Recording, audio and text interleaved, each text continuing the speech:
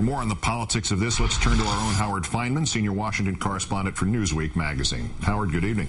Hi, Keith. The White House and the Senate leadership are now leaning towards a public option with this opt-out, and they've let us know this. There might be a suspicion among some people watching right now. Trial balloon? Let's see. I wouldn't use the ballooning metaphor. I would use skiing. Okay. This is kind of like slalom skiing here. I mean, they slalom to the right to get the thing through the Senate Finance Committee without a public option of any kind, in part to get Olympia Snow's vote. Now they're tacking back in the other direction, leaning in the other direction, as they head toward the larger problem of getting something through both the House and the Senate. And that's what's going on here, and I think we're going to continue to see maybe narrower and narrower slaloms back and forth as we continue. Yeah, we'll go with skiing because trial balloon also invokes that crazy family from Colorado, and we want to skip them for the time being. How exactly, though, and maybe this does invoke the family of scientists from Colorado, how did the public option come back from the other side here, or were reports of its demise greatly exaggerated? Yeah, I think they were exaggerated because if you listen carefully to what Barack Obama and Valerie Jarrett and everybody else were always saying, they were saying that they weren't taking off the table. This was the president's preferred method to try to hold down costs and extend care.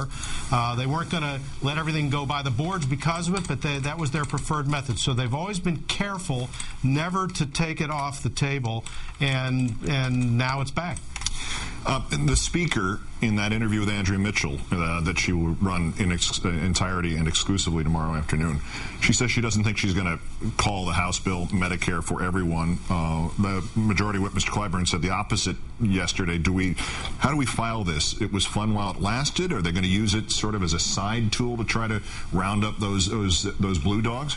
Yeah, I think the reason they're shying away from it is one that you mentioned a little earlier, which is that the health insurance industry and other providers, the so-called stakeholders, as they're called, I think of them as steak eaters, they run away from anything that has the label Medicare on it, because if you look what's happened to the growth of Medicare costs, even though Medicare has its problems, its growth rate in terms of spending is on a much lower plane than the growth of spending in the private sector. The government has power to negotiate. The government has power to set rules. That wording is scary to any stakeholder in town, and that's why Nancy Pelosi and the others want to stay away from it. Last word in terms of math here. The votes are not yet in the Senate to avoid, depending on which term you like, the filibuster. What needs to happen to get them there, and to what degree is that number tied into the opt-out provision? Is that enough to secure the 60 votes? Yeah, I think in listening to Congressman Wiener, you see where the negotiations are going to go, where they are. Senator Nelson told me yesterday, he said, I'm against a robust, upfront public option, which means that Senator Nelson is for a weak, backloaded public option, or at least he might accept that. That's sort of what the opt-out thing is, and what the negotiations are going to be about, it seems, are a so-called trigger to allow the opt-out, and how many years, what the time length is. So if those are the only two issues about the public option, that means that there's going to be some kind of opt-out, trigger-enhanced public option that probably will be able to pass muster with enough Democrats.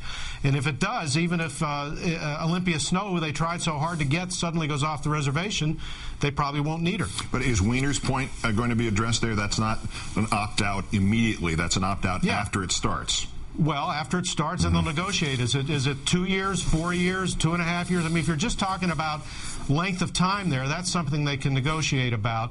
That's not conceptual. Right. That's just arithmetic. But the insurance lobby is going for 2 hours. Yes. 2 hours. Maybe 2 hours, 10 minutes tops. Howard Fineman of Newsweek at MSNBC, flying in his beautiful balloon. Many thanks. Thank you. Thank you. So.